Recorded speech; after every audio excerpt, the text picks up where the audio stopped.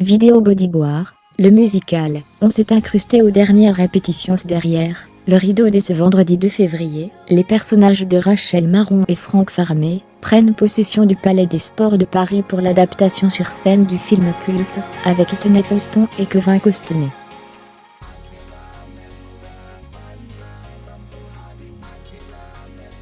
LCI s'est glissé en coulisses pour l'un des derniers filages du spectacle. La salle est vide, mais les derniers rangs sont animés.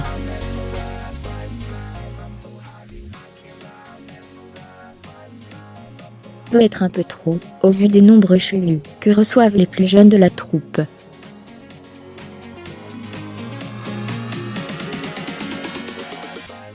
Nous sommes jeudi 1er février, il est un peu plus de 17h, et le premier filage de la journée touche bientôt à sa fin.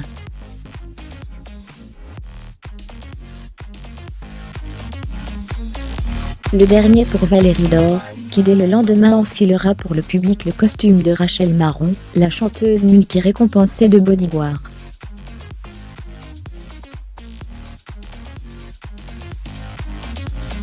À la veille de la grande première au Palais des Sports de Paris, le spectacle adapté du film culte, avec Whitney Houston et Kevin Costner peaufine les réglages.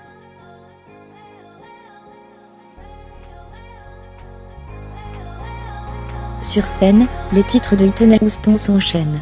Tout comme les changements de perruque et de costume pour la québécoise, dont le look sur le tableau King of the Nig ressemble plus à Beyoncé dans Crazy in Love, qu'à la tenue argentée originale.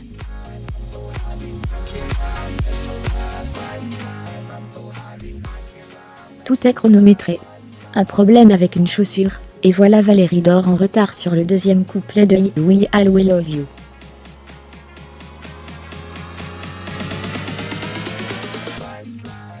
Je suis désolée, c'est de ma faute, explique-t-elle dans un anglais parfait aux metteurs en scène originaux du spectacle, venus d'Angleterre, pour superviser l'ensemble.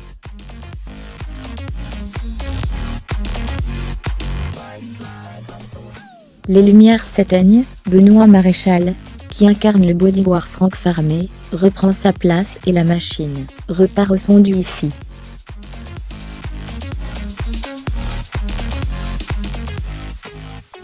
Voir aussi vidéo, Bodyguard, le musical. On a rencontré les successeurs de Whitney Houston et Kevin Costner après 5 semaines de répétition. À quel niveau se trouve la jauge de stress? Je vous dirais qu'il est tout autour le stress. S'amuse Valérie Dore au micro de LCI.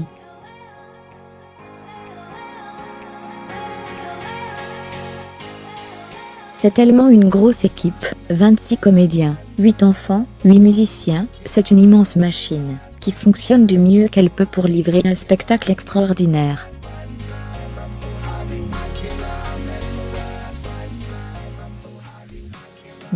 La réputation du public français, jugée très difficile et exigeant, elle ne préfère pas y penser.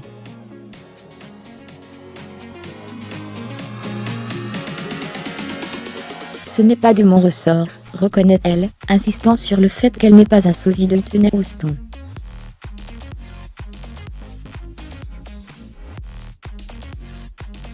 Les spectateurs retrouveront pourtant en elle un peu de leur idole, dans sa voix puissante, et sa force d'interprétation.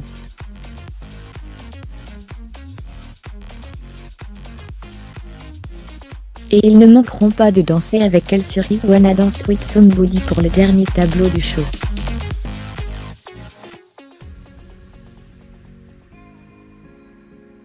On n'a de notre côté pas pu y résister. Delphine de Fretta Smith à jour, créée.